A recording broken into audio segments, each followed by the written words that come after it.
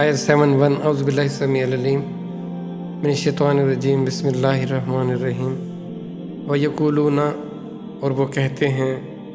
متا کب ھذا یہ وعدہ ان اگر تم ہو صادقین سچے، اور وہ کہتے ہیں اگر تم سچے ہو تو یہ وعدہ کب پورا ہوگا۔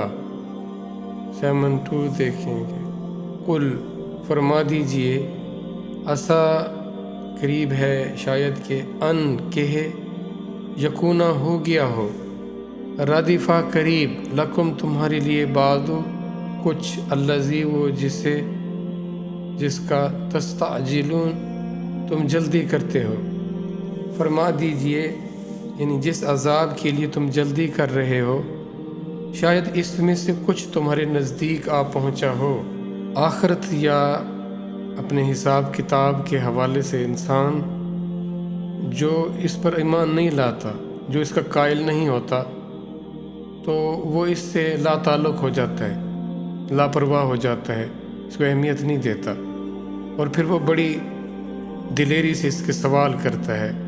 پہلی بات تو یہ ہے کہ انسان کی اس جہان یا اس کائنات کی تخلیق کے بعد، تخلیق کے ساتھ ہی اللہ نے یہ طے کر لیا تھا کہ اس نے کتنا رہنا ہے۔ تو جیسے جیسے وقت گزرتا جا رہا ہے یہ اپنے انجام سے اور قریب ہوتی جا رہی ہے۔ یہ پوری کائنات ہر لمحہ ہمیں اس سے قریب کر رہا ہے۔ اور دوسری بات یہ ہے کہ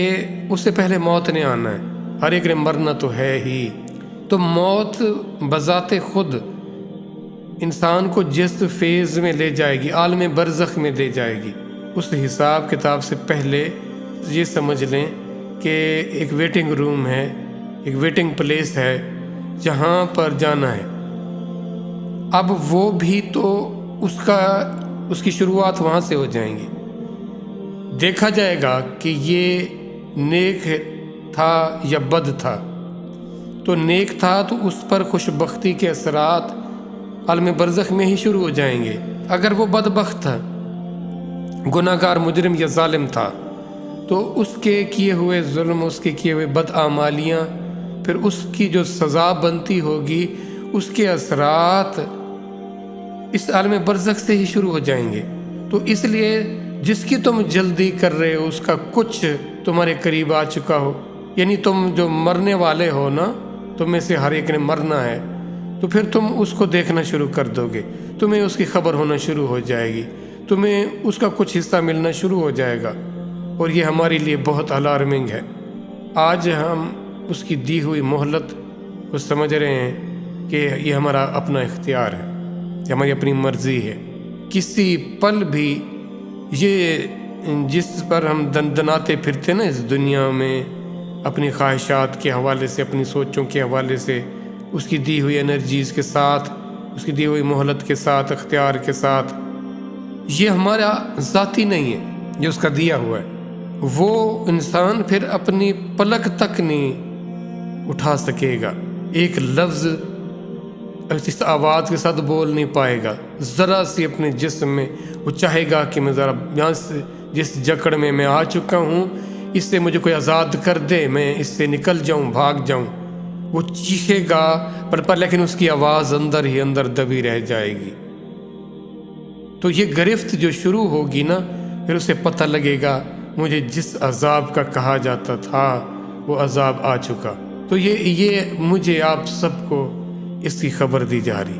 جیسے وہ مشرکین مکہ یا جو کافر تھے